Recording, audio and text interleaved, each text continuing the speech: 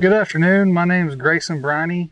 I work here at Northern Ag Research Center as the feedlot coordinator.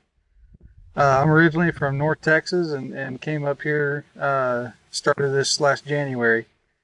To talk to you today about low stress livestock handling and kind of and go through our facilities here. Um, so start off with the low stress handling. There's a term we use down in Texas called chi, and all that refers to is the level of stress, the intensity level that you're interacting with the cattle. For instance, cattle that are a little bit high-headed, they're what we would term as having a higher chi level, and you have to match that intensity or bring it down, and you have to know when to fluctuate that level as far as being in the pens with them and getting them to move the way you want them to move. So our cows are processed through this facility about 6 times a year. During the fall and winter months, our yearling calves are ran through every 28 days.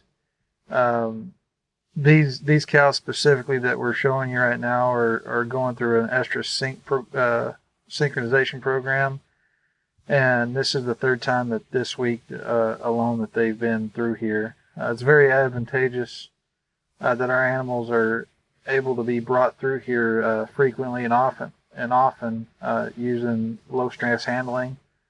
As you can see, they flow and move through here very easily and efficiently. What I'm holding is just a simple piece of plastic. Wave it around, it makes noise. You can use just about anything to get them to move. A lot of guys will sit there and grab a hot shot, and it's got its place, but you don't need to be hitting every animal with a hot shot. Especially if, as you can see, the cattle that we ran through earlier, they flowed really nicely and never once had to pull it out. Thing is body place, understanding body placement when you're moving and working cattle.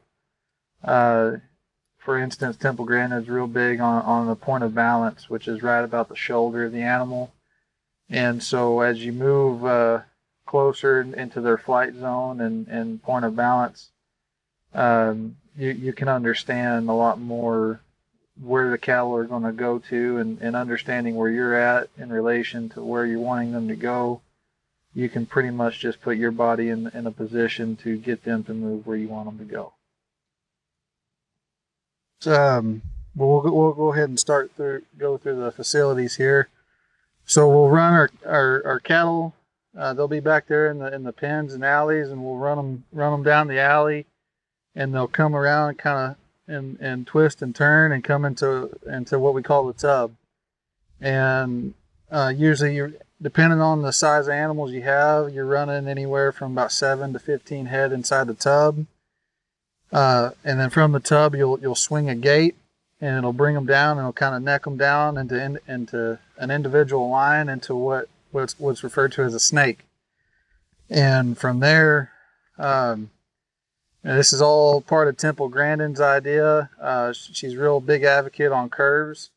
Cattle like to go back to where they're headed, and so if they're moving in curves, they think they're going in a circle and going back to where they came from. And they move rather nicely.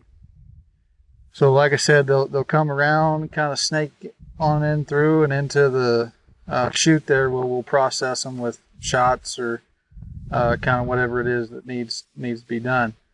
Other parts of the Northern Ag Research Center here that we use, for instance, like I mentioned, Temple Grandin, but we also have bud box systems in place in other parts of the station and up at the ranch.